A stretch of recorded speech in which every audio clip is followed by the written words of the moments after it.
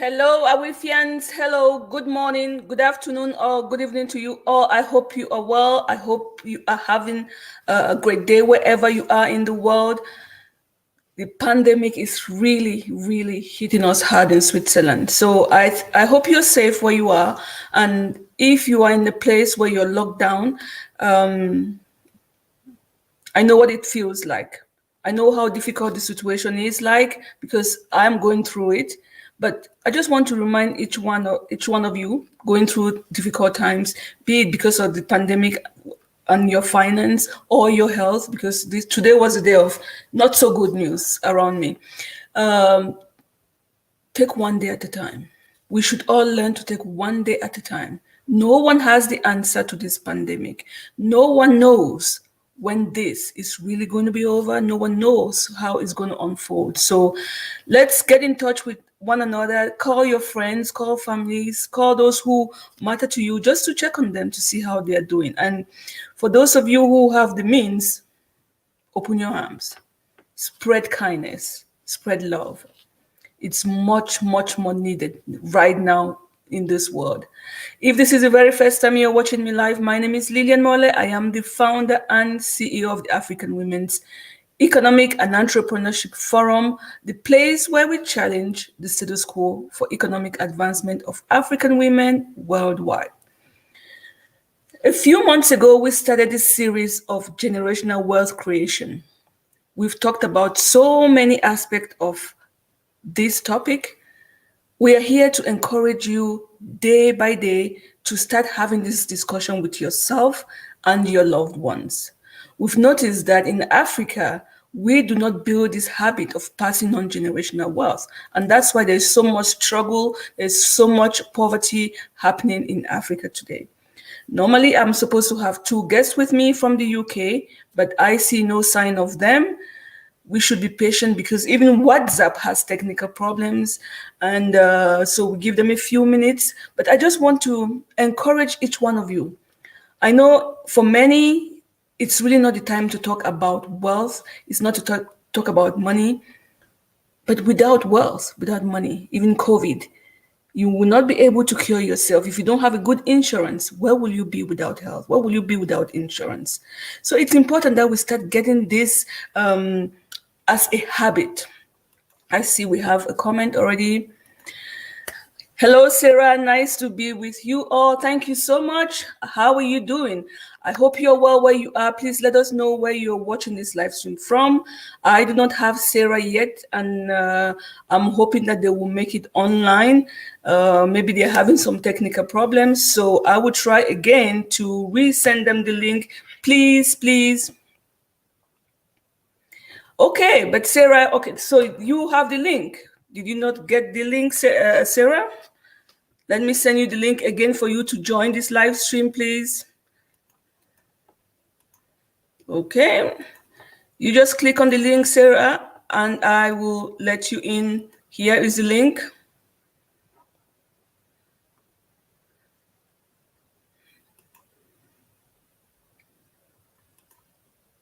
So I'll be waiting for you to join if you can. Thank you so much. Where have you been, Seraphine? Shashona, where have you been? You disappeared. And I haven't heard from your friend. She was ill, and I haven't heard from her for a long, long time. So let's get in touch. I hope you're doing well. I hope the situation in Zanzibar is still okay. Take care of yourself. Take care of yourself. It's so important. And yes, we are having serious, serious problems with COVID. It's terrible. This thing is real. And I see Sarah is with us. Yay, yay, yay.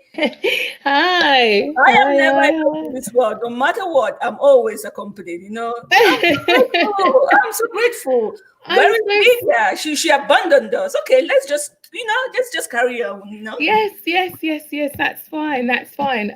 How are you? Good. How are you? I'm blessed. I'm really blessed. Amen. I'm really blessed. I like to Thank hear you. that. Thank you, Lena. It was just like, but we thank God. Everything, we're here now. We're here. So, Yeah. yeah. And how is the situation where you're in London, right? Yes, in London. Everything seems to be pretty much okay. things haven't really started to, I guess, look as dire as they're making it out to be. Things just look like people are just things look normal, I guess. You know, we went into lockdown today, so there are a few people that have, I guess, just, you know, stayed home and everyone. But, you know, the streets are still busy. There's still traffic. You know what, I don't know, are you familiar with London at all? Yes, I am. Yes, I am. That's a terrible place. So I mean, I'm in Geneva. It's nothing compared. Already, we are complaining, but London is like, whoa.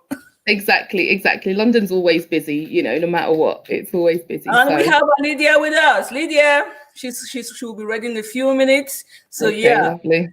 Yeah. So Sorry, I've got my headphones on, obviously, but that makes sense. That makes sense.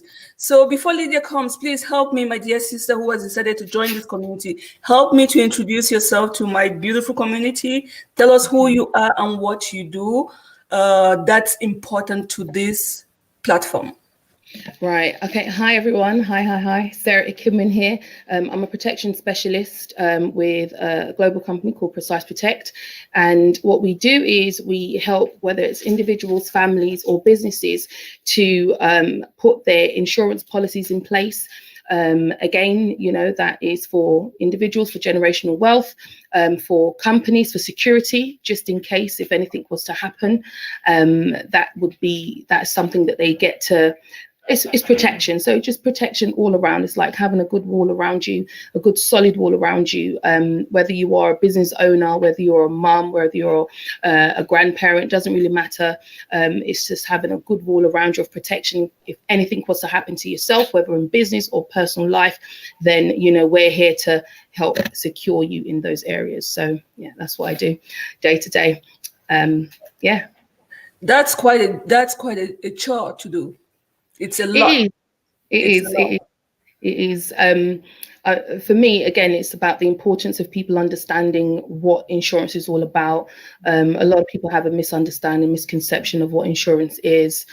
Some people might have had bad experience with maybe family members, or whether via business or claiming insurance one way or the other. So a lot of people have lost hope and have lost faith in that. But you know, now's the time for that faith to begin to pick back up. Once people are educated and once people know what it's about, they then begin to believe in it and understand it and know that it's for the betterment of their futures, for the betterment of their generation, for the betterment of their business. You know, we cover a variety of different policies and different insurances. So, you know, we cater to individual needs as well. So, yeah. That's great. And what led you to this job? Why did you choose this profession? Well, to be honest, I've had personal experiences regarding not being protected within my family. I've had a cousin who passed away due to cancer, didn't have critical illness cover, so she wasn't able to get money to have a transplant and all that kind of stuff. So she lost her life along the way. My brother, personal, this was direct. I've lost two brothers here in the UK. My older brother was just last year, and he wanted that. If I begin to tell that story, people will just, you know, won't even. I think we need to tell this story. You know, I've also heard the story of me, my husband passing away, and so this platform is all about the truth, and we are here to really make people aware of the consequences of us not being decisive of all of this. Yeah. So please tell your story.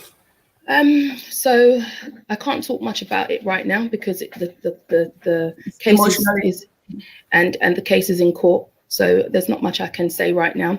All I can say is just to really get people to understand the importance of having insurance and not thinking it's something I'll do tomorrow, something I'll do next year, something I'll do when I'm older, or something I'll do once the kids have grown up and I've got a bit more money to spare. So what happened in my family just last year, my brother was encouraged by myself and my sister to get his policy done. He was kind of waiting. Oh, sis, I'll do it. He was just like, when I start work, I'll get it done. Again, this is a misconception that people have. People always think that they have to be in employment to have insurance. Obviously, it has to be affordable. Don't get me wrong. But my brother put it off for quite some time. And my sister managed to finally convince him to do it. And he was supposed to start work on the Thursday. So he contacted my sister on the weekend and said, sis, bring the form over. I'm ready. I'm going to do it now. I'm starting work on Thursday. I want to put money away for the boys, you know. And again, one of the things that he kept on saying was, he wants a big amount, you know, he wants like a large sum to put away. And we always kind of said, you don't always need a large sum. 50K, 70K, 100K, some K, you know, would benefit anybody. Even if somebody passed away and left them £20,000, that's still a lot of money for them to do something with. So in my brother's instance, he wanted to leave his 2 boys a good amount of money. So when he decided he was going to start work, get back into a new job, he called my sister. My sister brought him the forms over on a Monday. They sat down, they went through everything with him, filled it out. My brother was murdered on a Tuesday. Yeah. So in our case, we didn't even get to hand the form in. And like I said, it's sort of still very emotional, still very fresh in a sense. So we wasn't able to process his form, and due to the fact that we wasn't able to process his form, he left with nothing. He had 2 sons that he's left behind, and they miss their dad dearly. And you know, there's no generational wealth for them because everybody thinks they have time. And this is what I was saying. The last time we had a conversation, you know, with what happened to me and my husband as well, with my husband passing away, you know, having an insurance and all these things around it, it gives you the time to mourn the person, that you don't have to think about the money. But when you have to struggle with the emotions that are behind it, the way the person died, how quick the person died, and there is nothing left, somehow there is this bitter taste of it all. Yeah. You know? Yeah. What memories do you want to leave for your children? You know, so there is no such thing as there is enough time. There is never enough time. We don't know how much time we have. But it's not our culture. That's why we keep talking about it. Lydia and I will promise, no matter how busy we are, we will come up here once per month to talk about it, so people really understand how we are deliberately killing ourselves and the next generation. We are killing generations to come. So I think it's time we talk about it. Lydia, you brought me a new sister, and then you run. Yes. Thank you very much. I'm happy. So we can. How have you been? I'm good, thank you. How are you? Long time. Long time. Yes. I mean, I see you doing great work out there with the young entrepreneurs. Well done. Thank you. I'll be really happy to be a sponsor for one of them, or to just be the godmother, you know, to many people. So. Amen to that. I'm sure they'll be so happy. They'll be so happy, because what it is these shows, we don't just do them for fun. We actually do them for someone out there to benefit, and for someone out there to hear what we're saying. And so if you come out and sponsor one of the children, they'll really, really appreciate it. Let's talk behind the scenes. Let's see what we can do. Yes. That's how one conference or one live stream lived to something else. That's generational wealth. You know, I will be an auntie, somebody who doesn't even know me. Yeah, exactly. Yeah. So how are things from our last discussions? I had so many calls, but nothing concrete, because again, it's not really in our culture for people to have insurance. I hear nothing but it's expensive. It's too long. Why should I? They will take care of themselves. I have so much already to pay for. So it's like I'm repeating myself, but maybe we have to keep repeating ourselves. Yes. Talk about the essence of generational wealth. So Lydia, help us out again. You have experience working with people, trying to help them sort themselves out with their insurances and create generational wealth. What one aspect you think that we as Africans, what mistake do we keep on making over and over and over?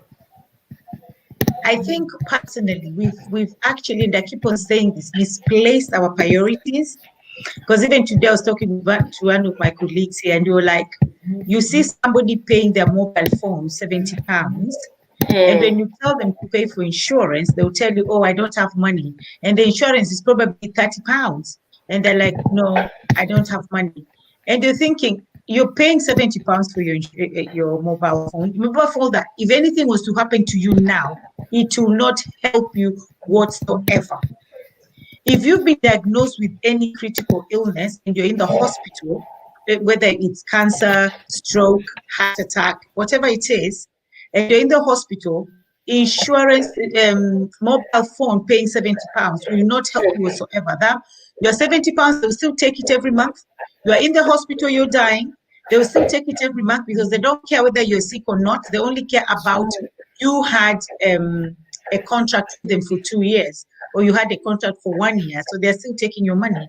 But that mobile phone will not help you with anything because at that time you're in the hospital, you're not even using it. But what's happening to your children at that time, or your family?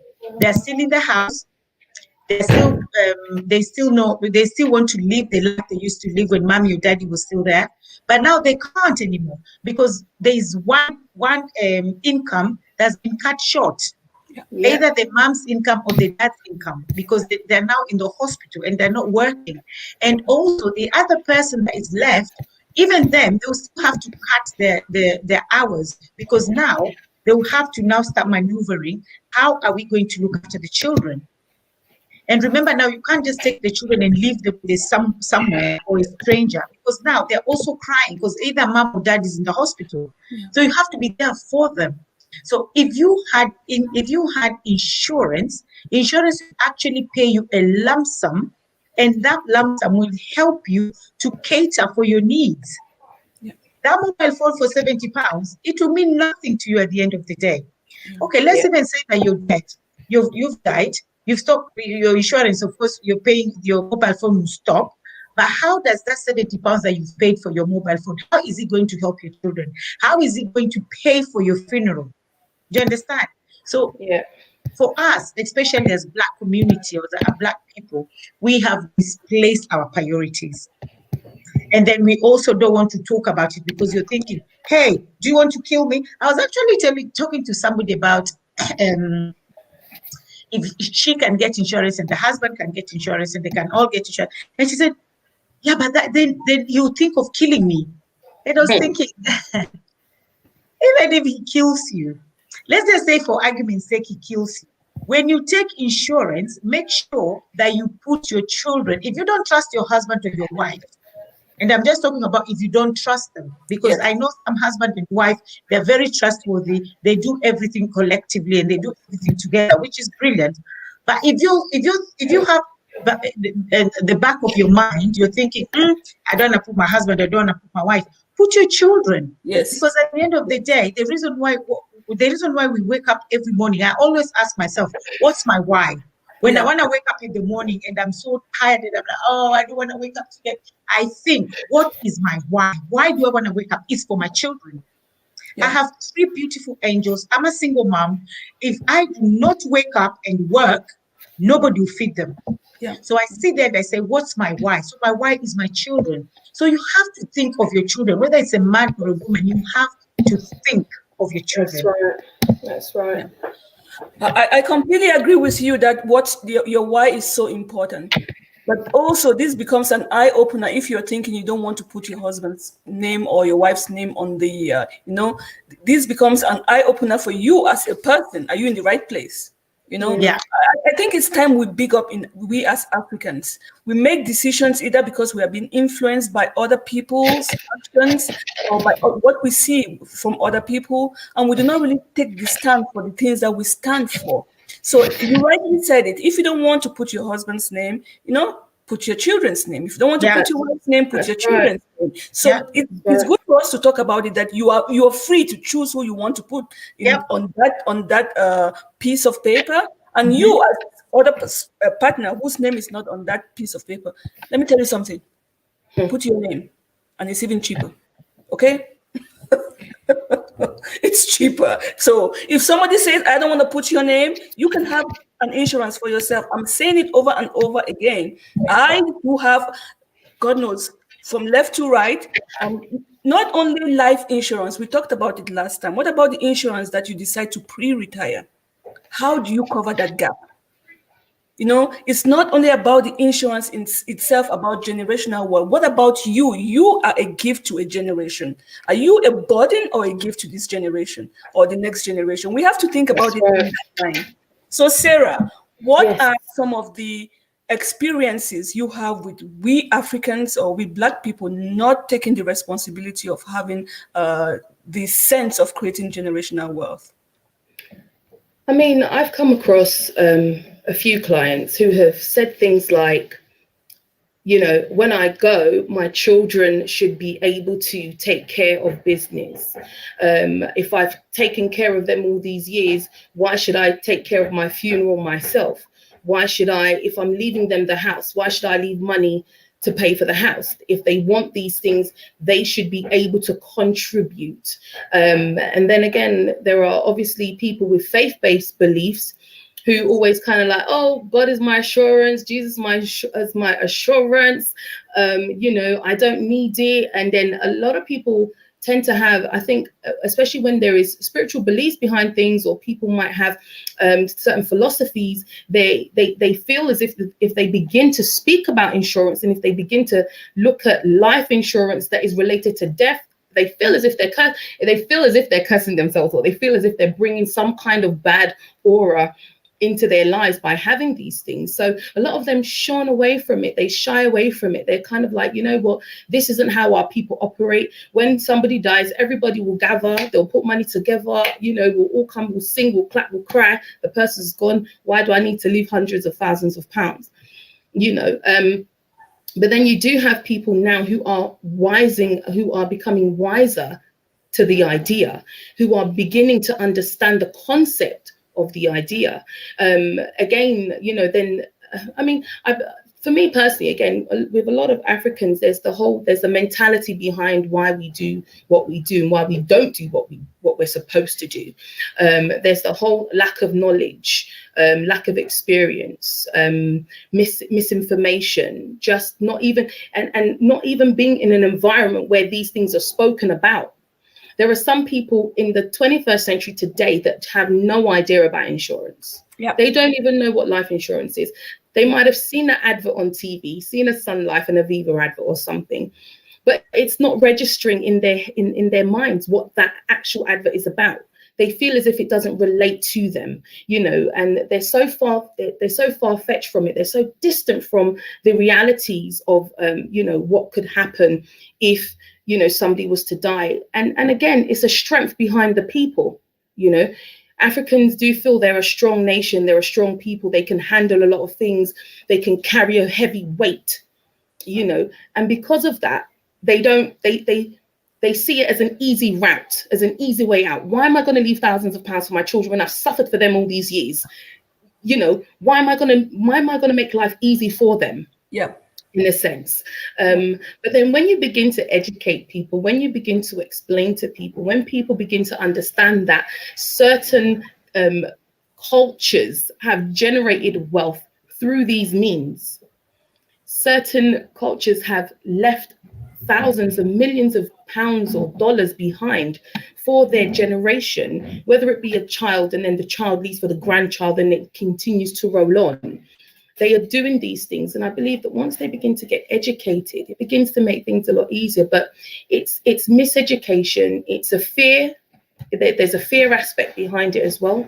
Again, a lot of people from the African culture are either from a heavy Islamic background or they're from a heavy Christian background. And then if they're from the Islamic background, they don't deal in interest. They don't deal in certain things, so they shy away from it. If they're from a Christian background, then they're banking that Jesus is their life assurance, and if anything happens, everything will get taken care of. So we do have that balance there. But that's a poverty mindset that we keep carrying on. 100%. 100%. So how do we? So if people in the Africans in the developed world are carrying this load or this misconception, how do we start convincing people back in Africa to have insurance? I have family members who have insurance. So that's for sure that some do. But for some, it's a no, because they don't see why they should be giving you all this money. You should work for it. Yeah. So how do we start educating people back in Africa to start thinking otherwise?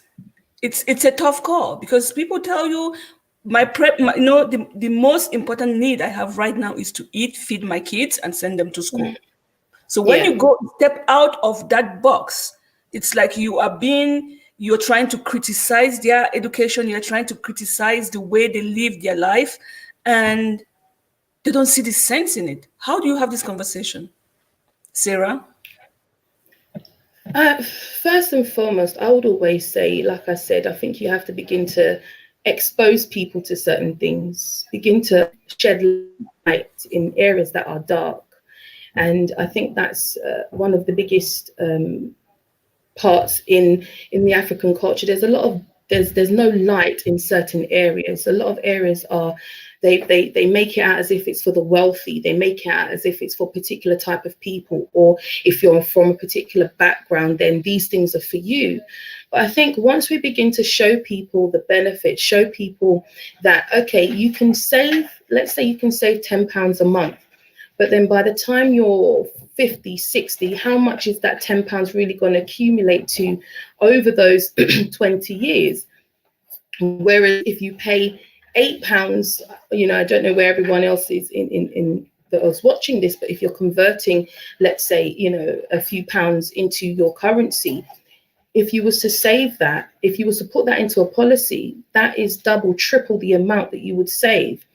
And, like for instance, I mean, my brother should have turned 40 on Monday, but he didn't get to see 40. But I'm sure in his mindset, in his idea, in the ideal, we want to live to 100. We want to live to 80, 90. But it's about, educating people that preparation is key, And again, one of the things that comes out of when you're trying to encourage someone from an African background to get insurance, they say, okay, so if I don't die before the time, do I get a refund? Do I get some of this money back? And once they hear no, they're like, I'm done. That's it. Let's not talk about this anymore. Forget it. If you're not giving me cash back, then I'm not interested. Again, like you said, it's a poverty mindset. But one thing, when you begin to give people illustrations, and one of the illustrations that I like to use is car insurance. Okay, everybody is required to have car insurance. Why? Because if somebody was to get into an accident, whether it's here, Nigeria, Kenya, Zambia, it doesn't matter. Car insurance is a legal requirement in most countries. Okay, so a lot of people understand the concept of car insurance. So if you're required to have car insurance, why is it by law you're required to have car insurance? Because car insurance protects other road users from you being a danger. Okay, so if somebody causes an accident, their insurance company pays out for the death of the third party who was not the cause of the accident. Now, it's compulsory to have car insurance to cover an accident, but car insurance doesn't cover the life of the person who passes away, whether it's the owner of the policy or whether it's the third party. Okay. Car insurance won't pay out for funeral costs. Car insurance won't pay out for, accidental damage and limb losses and all those kind of things. It won't cover your mortgage. It won't cover your children's school fees. Yeah. Car insurance won't cover all those things, but we have it compulsory. We know that is a compulsory part of our daily bills. So having car insurance and then saying, oh, I don't need life insurance. Okay, so if somebody's in a car accident, they die, the car insurance pays out the other person, but the other person, his wife's a widow and their children are now possibly homeless, So it's about giving them prime examples, tangible things, because again, we like tangibility. We like things that we can touch, that we can see, we can hold. That's the type of people we are. We like reality. We're not in this what if facade. We know about reality. We want to see what is really happening. How can this really benefit me? And those are the ways that I believe that once we begin to educate them and begin to give people in Africa more value, give them a good value and good understanding of what life insurance is all about, they'll begin to pick it up. And that's why we are here. We are not letting them off the hook. We shall talk until we can no longer talk. Exactly. And in essence, someone's life is more valuable than a car. And that's the reality. That's the reality. The body cannot be replaced. A car will be replaced, if car insurance was to get, it will be replaced, but the person's legs, their limbs, it cannot be replaced. Yeah, you know, yeah. so This conversation is open. If anyone would like to join, you have the link. We are sharing the link. Come up live. Share with us what you are going through, why you think insurance or generational wealth is not working for your family. Let's have a discussion. The link is there. Click on it, and I will bring you live on this on screen. Lydia, how do we lead this conversation with people? Most people, mostly in Africa. How do we start this conversation with them? Well, it's just like Sarah said, a lot of examples.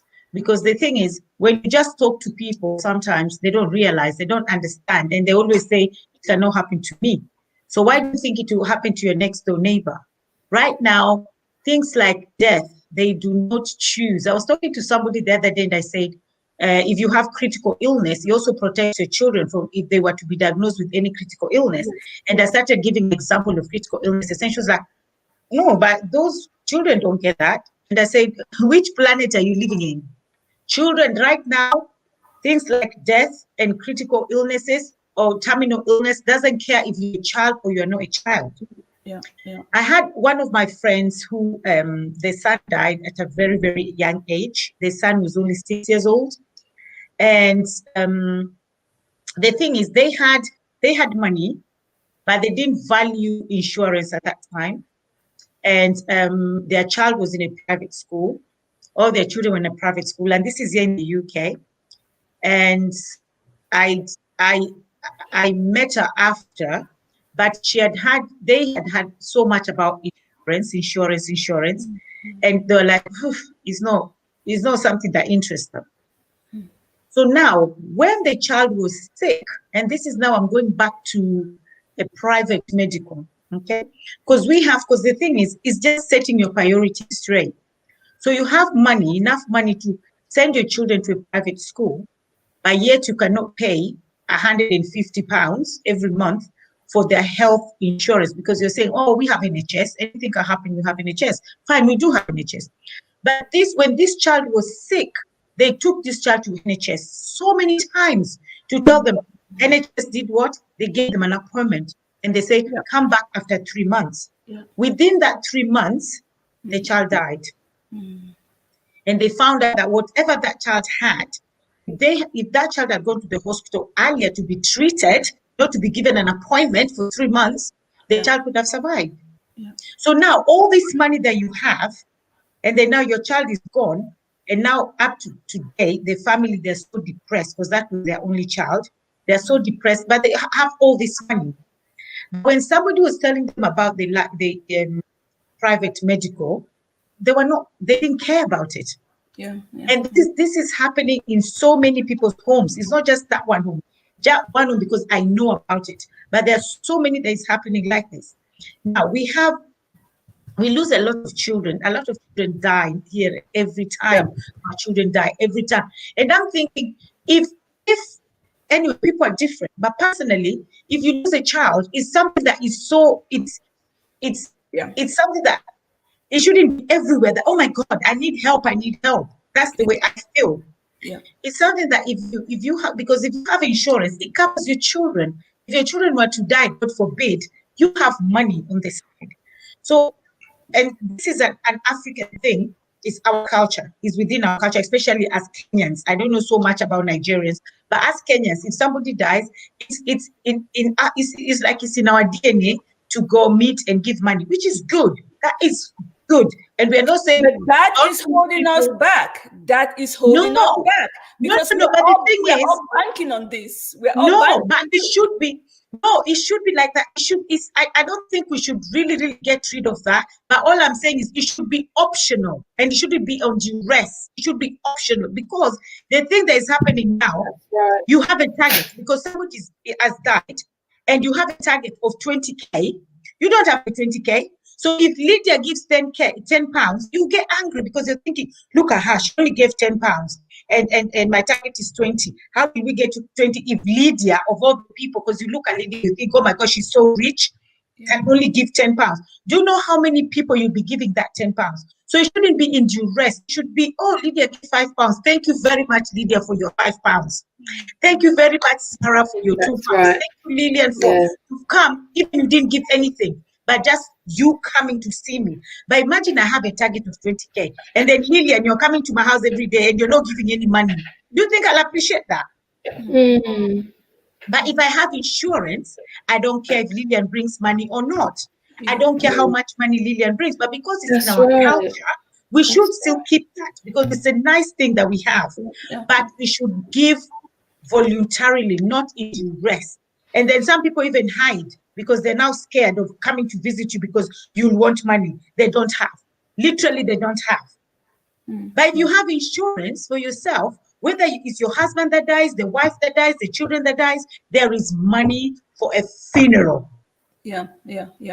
I mean, I see your point. I agree with your point. But the problem is, like, taking from one hand and expecting, giving in one hand and expecting.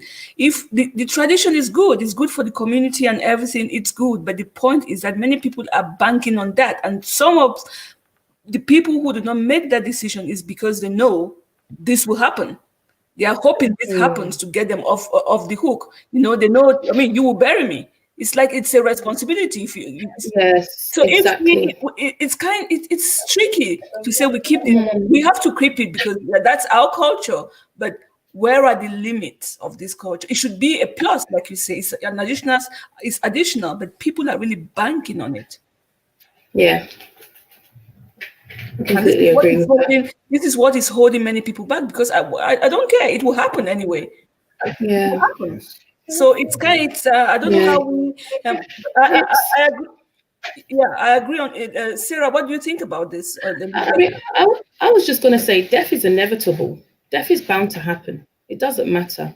No one's escaping death. But it's how you go out that's, most important in a sense.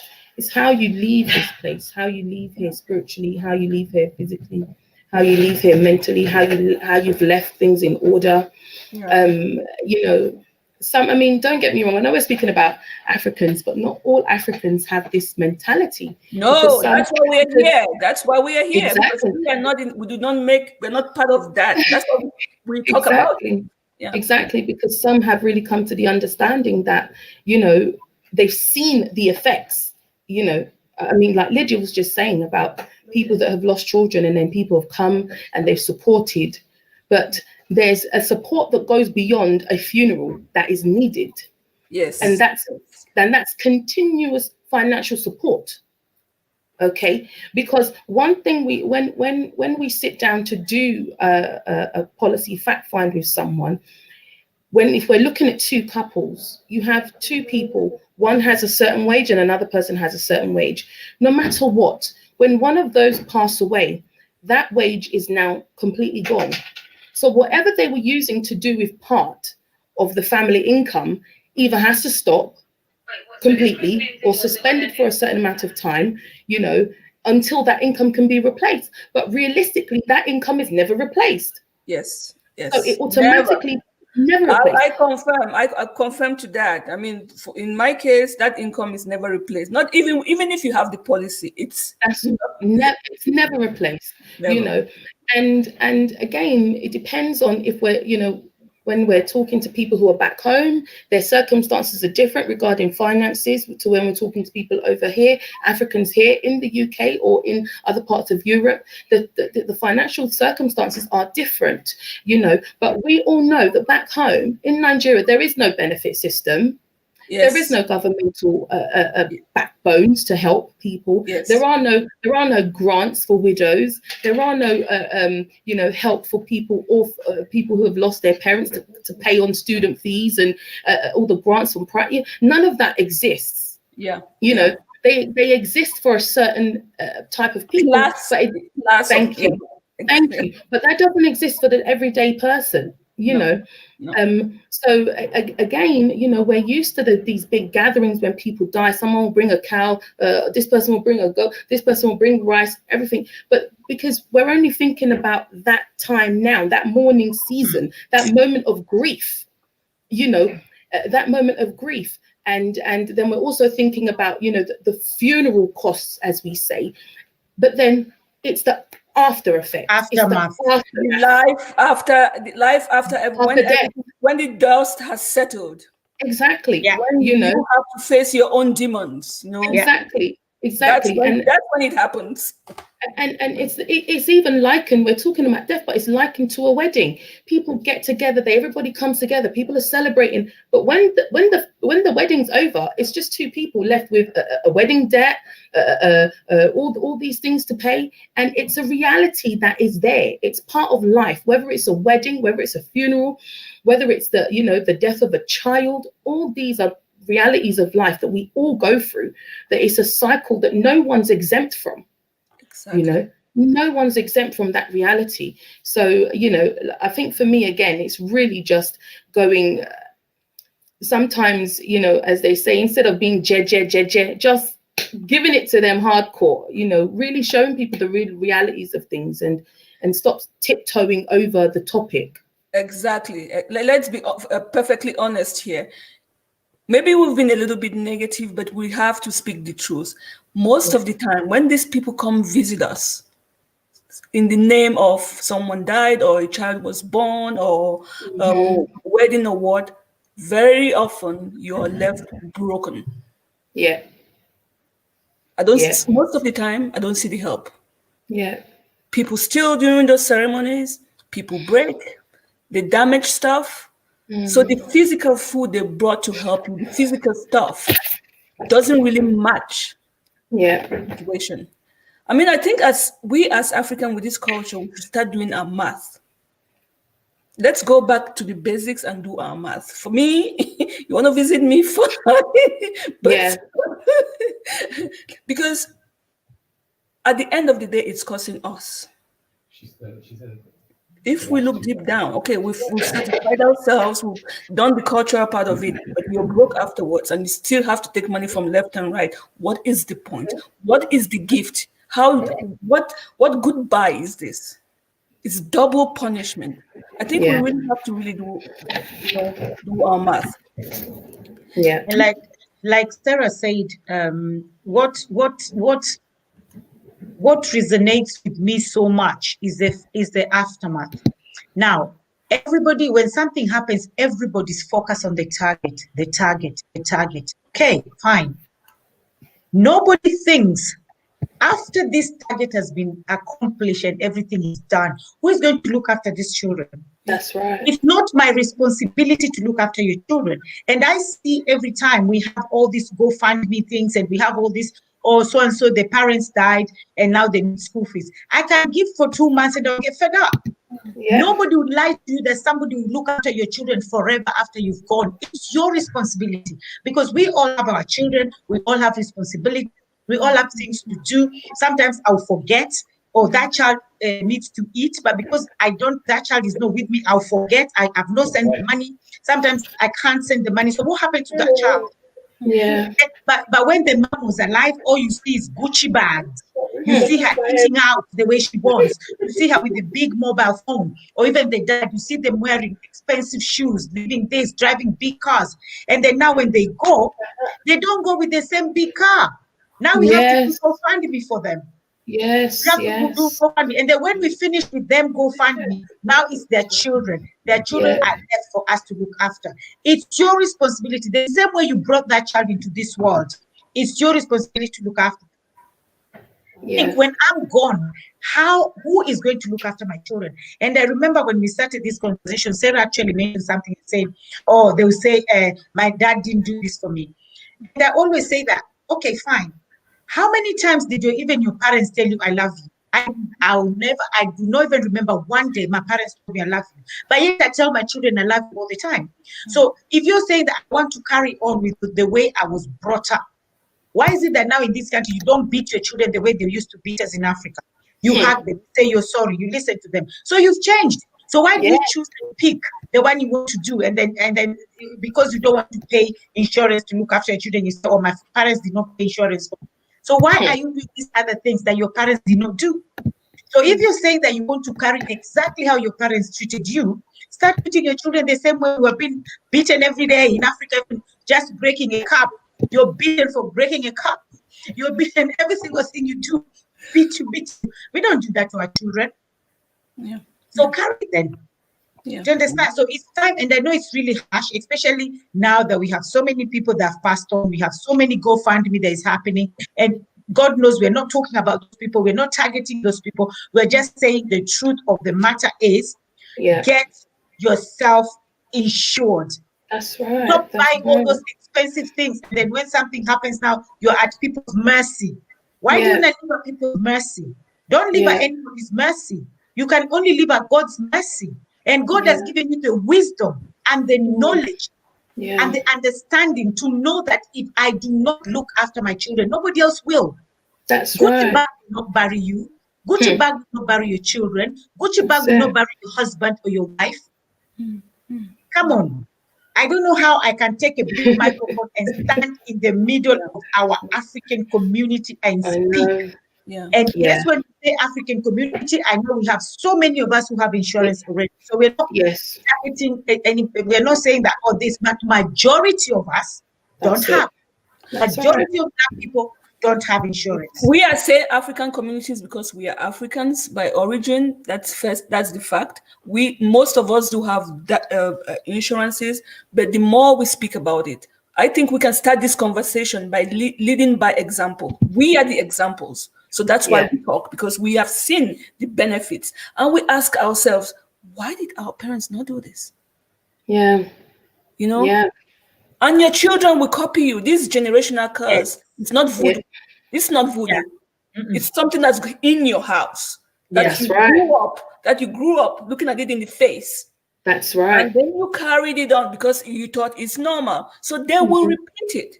It's not voodoo. Okay, let's put the voodoo side to it. It's what they saw. So we saw that. We've made the choice to come out of that. So hopefully our children will do exactly the same. And that's where the change happens. But before that happens, because we belong to two cultures, we develop we are in the most difficult place because people will shoot us with words like, who do you think you are? What do you think you are? Why do you, who gives you the permission to talk to me this way? I did this, I suffered this. The point is you suffer because you chose to suffer in this way. Because most of them are not that ignorant. I believe that there is ignorance, but there's also the lack of the means and also the will to make that sacrifice. Yeah. So sorry, go ahead. I was just going to say, just to add on to that point, we've probably got people listening who are thinking, you know what, but I'm 60 odd now. I'm 65. I'm 70. Is it too late for me, to get some kind of insurance to sort certain things out?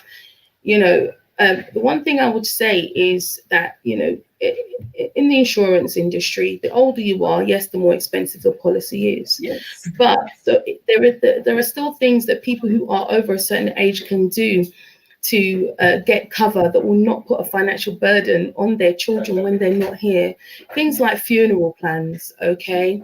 Funeral plans, those are great ones. Lydia's great at sorting out the moratorium plans for people overseas who want to go overseas and to have their bodies taken back home or things like that, but there are still things that people who are a lot older who feel that, okay, my time has passed.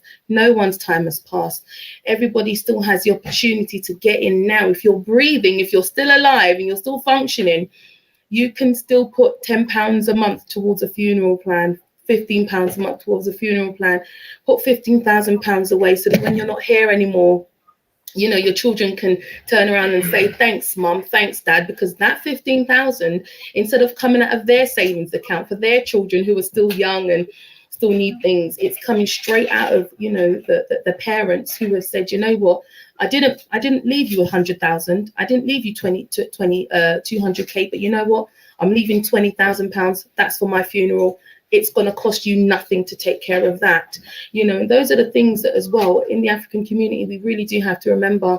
Funerals are very expensive, no matter where you are in this world. Okay. If you want to be cremated, that's still going to cost you $4,500. If you want to be put in a box, it's still going to cost you 10K, depending on how fancy you want to go. So, it's not too late for anybody who's watching this, who's thinking, oh, I can't get life insurance now. But there are still different policies that you can, get in contact with us, that we can still put in place for you if you are over a certain age, that will still be very affordable for you.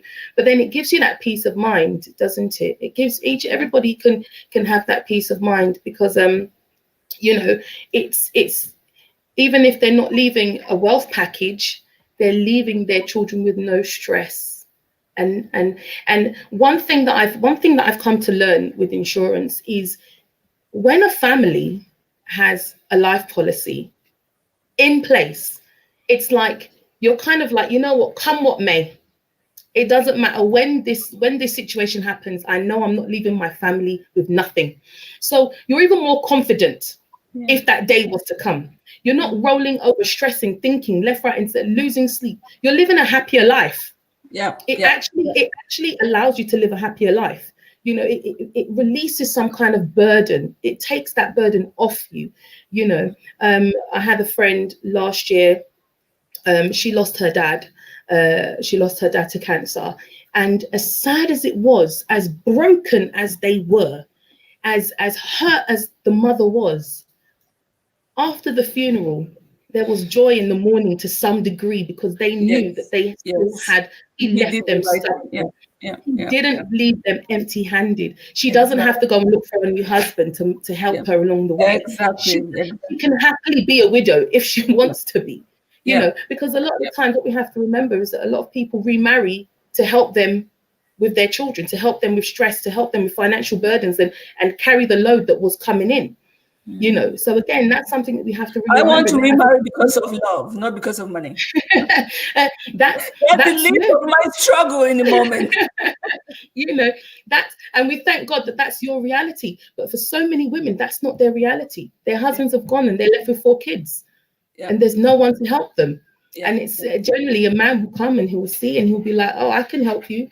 And then it's just like, all right, cool, But then again, these are things that we have to remember, that again, reality is one of my favorite words. It's a reality. These things happen on a day-to-day basis when we do not have protection, That's the dark side of the conversation. There is a beautiful side. We wanted to really go straight for it, because we're not going to spend too much time here today. We do a monthly show. There is a beautiful side of this conversation as well. Even though if you're so afraid to do a life insurance, what savings can you start having for your kids as young as possible, so they get some kind of wealth, despite you being alive or death? For my kids, I know there are stocks, there are bonds, and all these things that goes along with it. That goes for 20 years. Yes. So by the time they're 20, you're not seeing your children running like mad with their CV behind the director of McDonald's just because they want to stand out there and do fries. Yeah. That's already a burden taken off their head, their shoulder. How can we start this conversation with we, the Africans? Because, I've suffered so much. I carried you for 9 months. I gave birth. What a painful, with your dad, it was terrible. And you must not have a good life. How do we turn the table around? Yeah, even here in the UK, we do have a lot of bonds for children. That when a child is born, they open bonds for them. And for us, it's up to the age of 18. Yeah. So, and for me, I think I'll advise parents to help and teach their children about investment.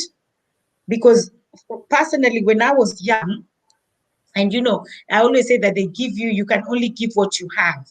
Yeah. My parents didn't have the idea of saving. So I used to make money, and all my money used to give to my mom, because I saw she used to really struggle with us. I would just give it to my mom. So, and my mom never taught me, save this money.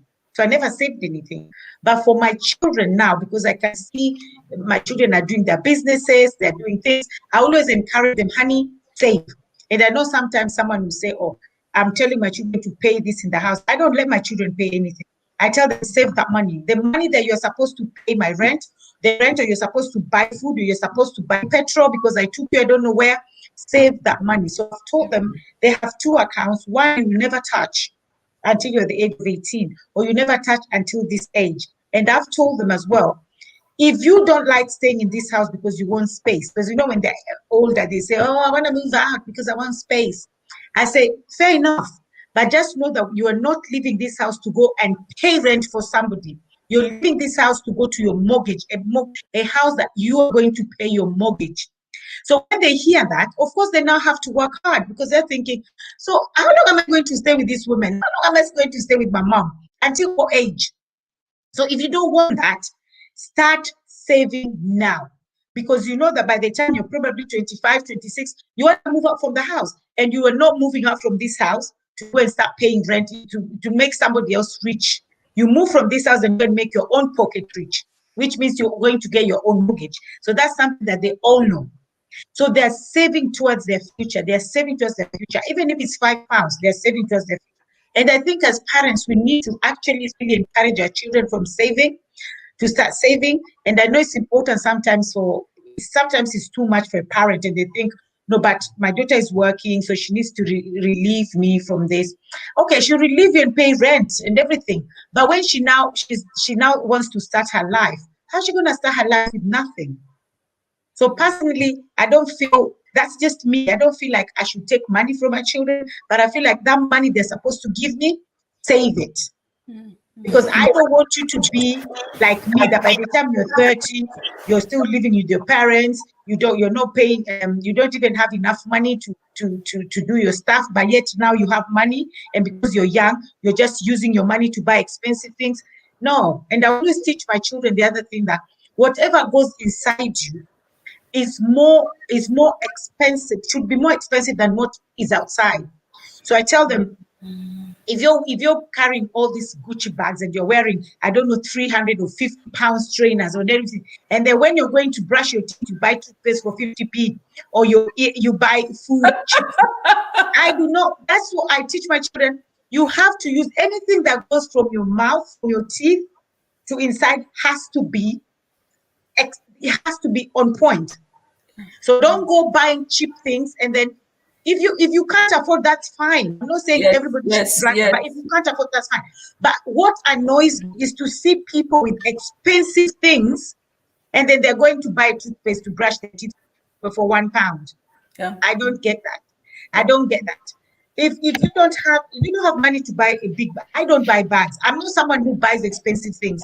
I don't buy expensive shoes. I don't buy expensive handbags. I just buy things that will make me look nice. That's right. And when it comes to shopping for my food, that one I make sure I do the top list. Yeah. If I'm buying toothpaste, I buy toothpaste for £20. I know somebody tells me toothpaste, £20. I'd rather buy toothpaste for £20. I know it will make my teeth white, make my teeth look nice, make my teeth stronger, rather than going to buy a cheap one and then tomorrow my teeth is coming out. But I'm carrying a Gucci bag for £200. I don't see that, the point of that. And this education that you give your kids is already generational wealth. Mm-hmm. This is what, I mean, you will not even learn in school. Again, you will copy the things that you see in your home. Yeah. So this is already a generational wealth or knowledge that's been passed on to another generation, which is, we talk so much about our culture to tell them your grandparents, we were used to do this, we have to respect this and respect that, but we do not want to talk about the financial side of things because of spirituality. And I think it's a hindrance because I don't think God is a poor man, So I think we really need to weigh ourselves and really be responsible enough to say, this is my own conflict. It's my inner conflict. That's nothing to do with my culture. It's just me being stingy here, trying to be pompous here. It's Sarah, what's your opinion on this? For me, the first thing is, my husband always says, he has a statement. He says, all behavior is learnt behavior. Okay. Yes.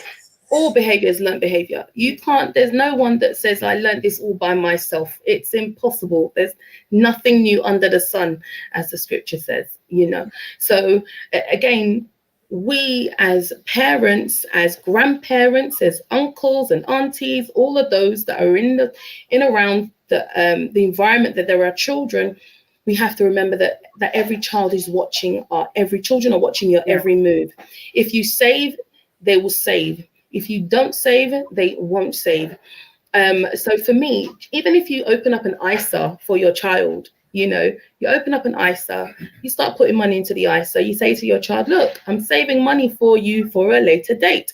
It opens conversation. Yes. And one of the things that we have to remember is we have to begin to give our children the opportunity to ask us questions regarding finances. Okay, parents do not sit down to discuss financial situations with children.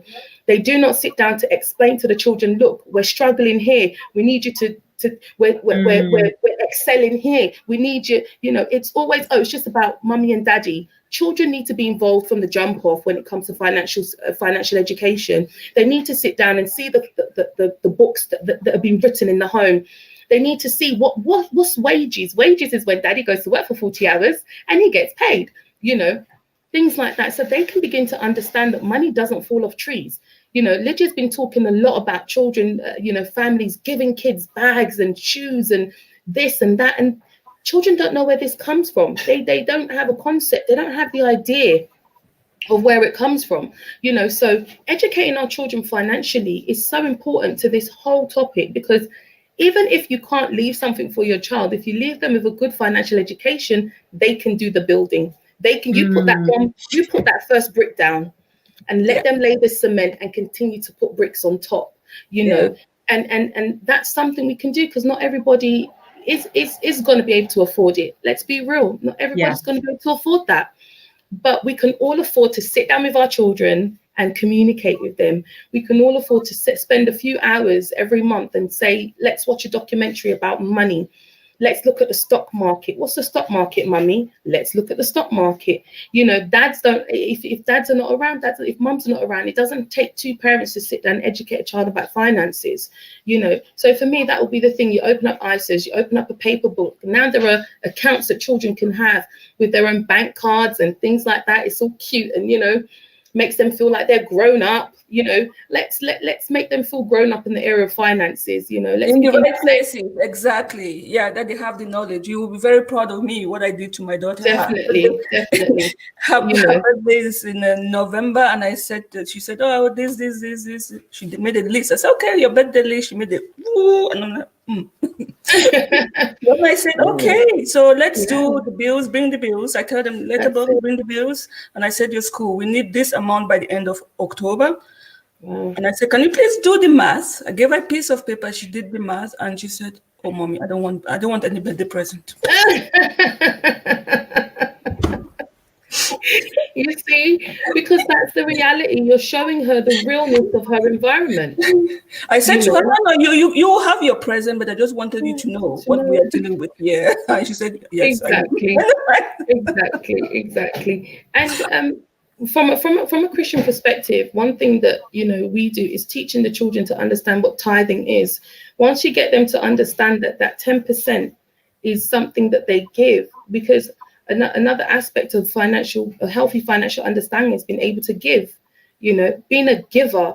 When you teach your children to give, to not be so tight with money and feel like money's never coming back, that erases that poverty mindset. It begins to erase that poverty mindset. The more you give, the more you receive. You know, if you believe in the scriptures, or, you know, and I don't know what other people's religions are teaching regarding finances and things, but the scripture talks a lot about teaching a child in the way it should go, so that when they grow, they do not depart from it. And just little things like that, educating children how to be givers is so important, because if they're not taught to give, if they're not taught to give a percent of everything that comes in, when they grow old, it will be so hard for them to be a giver. You know, so just little things like that is what I'd say. Yeah. And Lydia, how do we carry this how do we continue the conversation with our little nieces and nephews back in Africa? How can we have children, yes, but the conversation goes beyond, because I was thinking about it the other day. You have your children well developed, well trained, you know, you do your best because you know, but there are cousins to somebody else who is not on the same level. How do we flatten this curve? How do we educate back home, trying to help in the right sense without too much, not giving just gifts, you know, money, shoes, and bags? How do we bring this into the conversation? I think it's kind of similar. It's just that now here there's more opportunity for the children even to get the £1 or £2 auntie probably is always coming over and saying, oh yeah, £5 here because it's your birthday and this, and probably back home in Africa, there's none of that.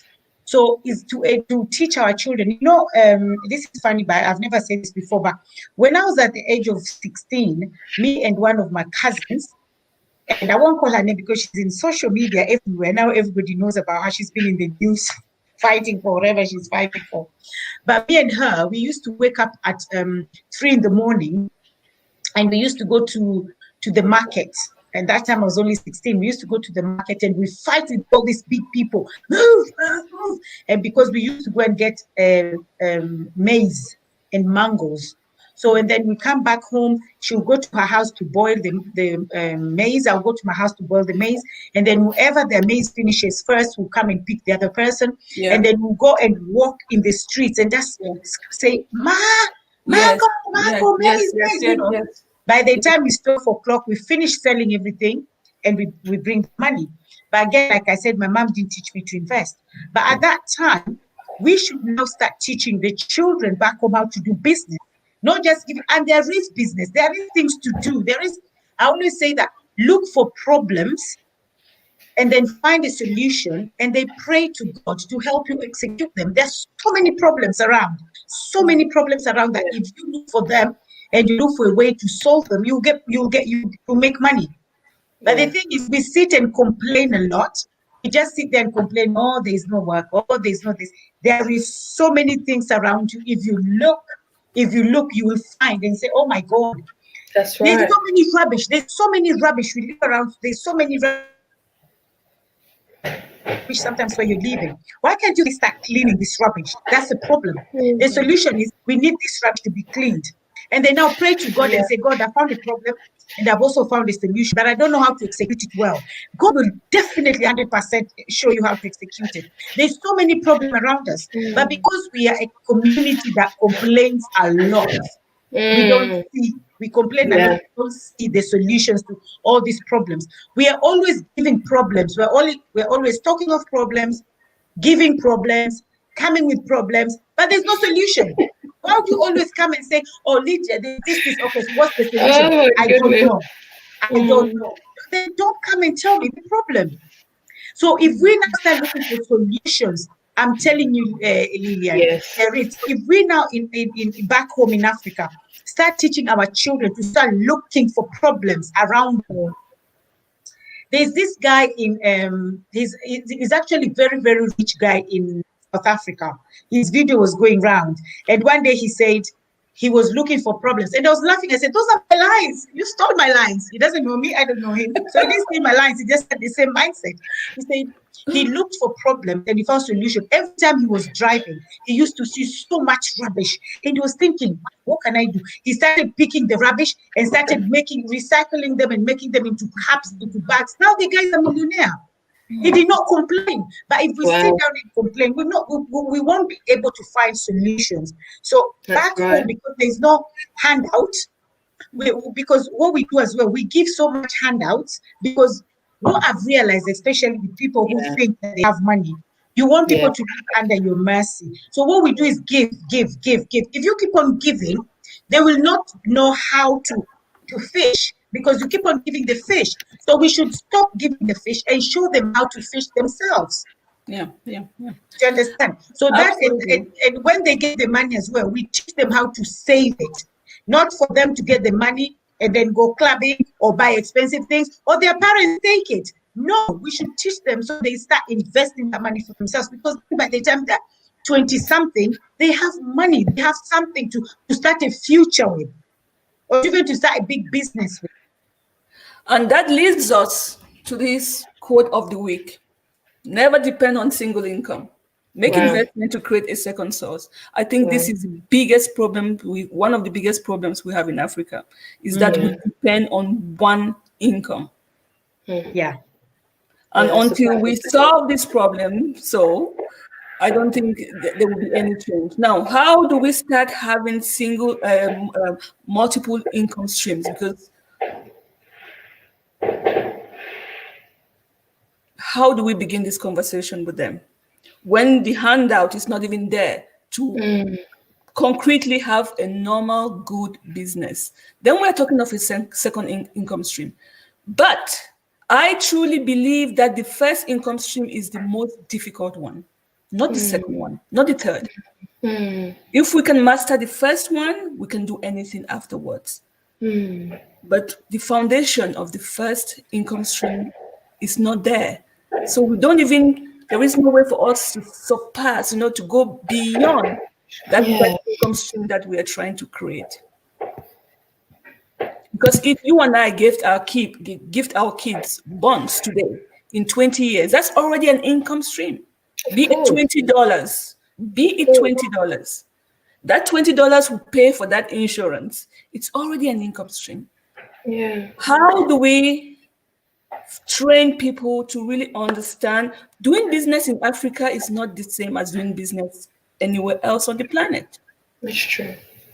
This is a cycle to break.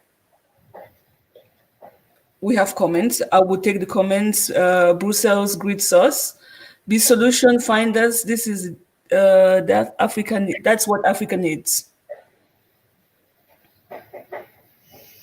Thank you, Sarah, for bringing up the title. Tithe in here. Exactly. It is important. Yeah, exactly. So how do we go about building great foundation? Income stream, we see that it's a problem. We see that we are not taught how to even do normal business. We do hand-to-mouth business. We sell the maize and the money is gone in the evening. Then tomorrow again, you still have to sell the maize because the money will be gone by the evening. How do we take 10% of this either to give to God, because we are generous when it comes to Christianity, but we are not generous in investing in ourselves. Everyone can buy shit. Everyone can, but we do not know how to. We are not trained to. We want to eat, drink, and go to bed. Then tomorrow will take care of itself. It's written in the Bible. I can show you. Yes. So how do we talk about, Sarah, how do we move people from the conversation of now to more, to abundance, I would say? Well, I mean, don't get me wrong. Obviously, if we're talking about people back home, like you said, creating a business is not the same as starting a business, whether maybe in Europe or in the States or something like that. However, it's sometimes I could say, I mean, don't shoot me here, but I feel it's a little bit easier. Yes, I agree. Yeah. Back home. Thank you. I feel it's a little bit easier because Africa's not as thoroughly regulated, rigid. Yes, as we are here in the United in the UK and in other parts of Europe. The laws there are very different. Things are still they're still picking up their pace with how they make their regulations. So for me, I think it's really about someone breaking out of the mindset that they can do and they can be more than they are in that present moment. Because when we're talking about the first stream of income, I was going to ask, are we talking about the job? Are we talking about a business? Because obviously a lot of people rely on that 9 to 5. Yes, I do. As well. But exactly. It's just one income stream. Exactly. I remember, if I'm correct, Jim Rohn, he's gone now, but there's a saying he used to say. He says, work your full-time job while you start up your business part-time, and do your business part-time. Yeah. And that in itself is quite fundamental, because a lot of people don't see themselves trying anything else while working a full-time job, while being a mum, while being a dad, while being a wife, with all the other life commitments that they have. So a lot of the times people are driven to do certain things when circumstances change and they get this really big shift in life, and something really heavy comes down, or there's a massive debt that they have to pay, and something moves them to doing that. But then we shouldn't necessarily have to wait for a big dramatic change or something to hit us before we begin to think about secondary income, passive income, as they call it. You know, there are many different ways. I mean, my husband and I talk about this all the time, and there are things that people back home can do, whether that's you know, being an assistant to somebody else, you know, whether that's taking on administrative roles. You have children back home who are great at maths. You don't have to wait to be an accountant to get an accountant degree before you go to a business owner and say, can I calculate your receipts for you? Can I do your bookkeeping? You know, you don't have to have experience to go to a car wash owner and say, look, I'm at, you know, I've got this job full time, but I want to make secondary income. Can I work at your car wash 2 days a week or on a Sunday evening or a few hours a week? You can go to a restaurant and say, look, I can wash dishes for a certain amount of hours. There are so many different things. Obviously, those are just like small things, but then there are things that we can do on a bigger scale. Yeah. We can record, we can write ebooks, we can record audios, we can do voiceovers for people, we can do art illustrations. There are so many fantastic artists out there. You know, it's about putting yourself out there and saying, look, you know, I have a full-time job, but at the same time, what can I put my hand to the plow? What can I get out of the ground? You know, what else can I do to bring in a couple hundred a month or 100, even some people might be 100 a year or something, but to begin to bring extra. But that extra that you're bringing in is not for you to eat. It's not for you to go to the local market and eat soup. And no, it's for you to reinvest. You understand? That is the point. Exactly. That is the point. It's not for a new handbag. It's not for shoes. It's not for a new coat. It's for you to reinvest. It's for you to keep putting to the side for whether you want to buy that ice machine or whether you want to buy solar panels and charge people's mobile phones and do something else or whatever it is. I mean, there's so much sun in Africa. You know, you bank on the solar system and jump on that bandwagon to begin to get yourself a source of income. There is so much. There is so much. I think you are really right, because it's easier to create businesses in Africa. You know, African women are the highest entrepreneurs in the world. You can look for that. I did not make it up. It's there. So I'm surprised why. And cash, Africa is a liquid continent. It's not like here, you know, you can find cash everywhere. Your uncle can give you cash, your auntie can give you a loan, all this sorts of stuff. The problem here, what I think that Africa is not doing, is that they're too comfortable. Yet we cry we are the poorest continent in the world. So let's see some comments which are very interesting. It is the dedication it takes to us, yes, to be awake when everyone's asleep, that we must be willing to manage the business in your spare time. Oh, we don't need to say anything more. It says it all. Yeah, that's brilliant. You know, I just wanted to talk about the things that also hold people back, just in line with the comment, right? Just put right now. The things that hold people back as well into making another passive income is procrastination. And you're thinking, okay, I'm going to do tomorrow. You know what? Tomorrow I'll contact Sarah.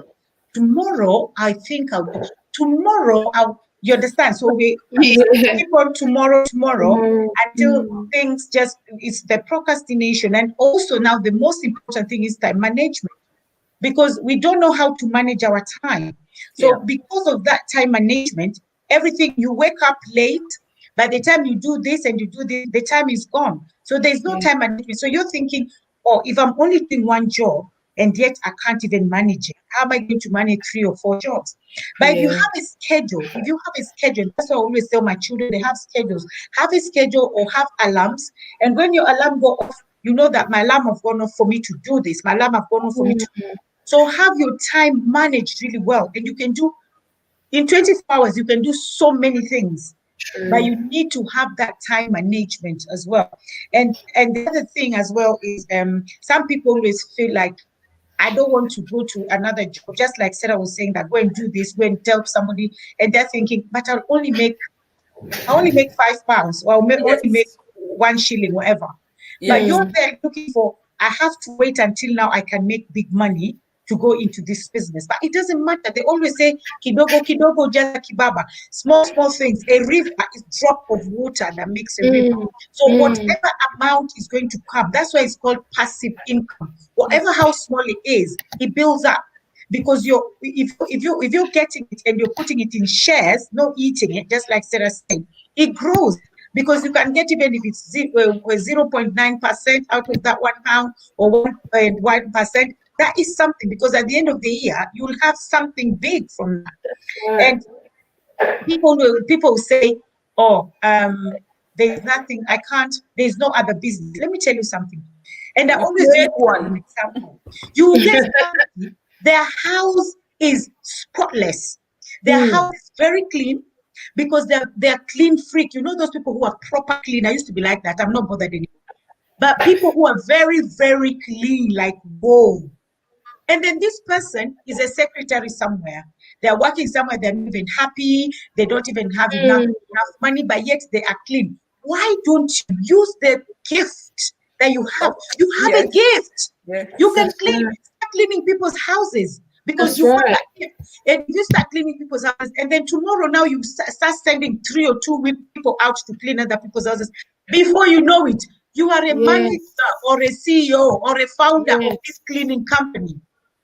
But the thing is, somebody's thinking me to go and clean somebody's house. That is it. You are a cleaner, for crying out loud. You have that. That doesn't mean that that's how you're gonna. You have to think big, so you're growing. Lydia. I'm sorry. I will just agree to something you just said. Yeah. I was a cleaner. I was a nanny as a student to pay for my fees. And today I own homes. Those people, their children, some of them are working for me. So I'm here. You're speaking to the right person. I was cleaner. I was a cleaner. It's one guy in the bank who said to me, "This is not possible. Give me your CV." Because I was cleaning for him, and he said, "It's not possible. With your CV like this, you're cleaning." From one day to the next, my life changed because I was working in somebody's house. I was a cleaner. I was. Wow. Yeah. And one of the people that I was a nanny for, their daughter is a judge today, and she is the guardian of my children if anything happens. Me. Yeah. So I have done it. And things can change in no time. That's amazing. That's an amazing testimony. So please go clean. Go and clean. Because that is what God has given him. So you see, like, God, when God was speaking to Moses, and God said that you have a rod, and Moses was like, I don't have anything. God says, but you have it in your hand. And he was looking at this stick and he's thinking, this is just a stick. But look at what that stick did. Yeah. So you can clean. You understand? You see somebody who is doing makeup. When they do their makeup and they leave their house, somebody's like, wow, who did your makeup? You say, it's me. Start a makeup thing. Start doing makeup for people. That is a gift you have. You see some people sitting down doing their hair. One of my friends used to sit down, do her hair. I'm like, seriously? Me, I can't even plait one hair. She'll do her hair when she finished. Start plaiting hair for people. Before you know it, you have your own salon. You have your own workers that you've employed. So you sometimes you see people who they're always talking. Anytime they say people are laughing. They're comedians. Use that as a gift. Go and start doing comedy. Come on now. There's so much, Lillian. There is so much that we have that we are not using.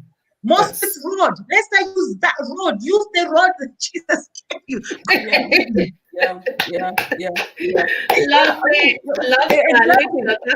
There is nothing that we can. There is nothing on this earth to be reinvented. It already exists. Thank you. That's right. It already exists. So yes, we might as well just use what we have to create that income stream. And this is not the normal conversation we have back at home. This is not the conversation I had with my parents. This is not the conversation that we want to avoid with our children today. I think something has happened. No matter what, life will never be the same again for Africans.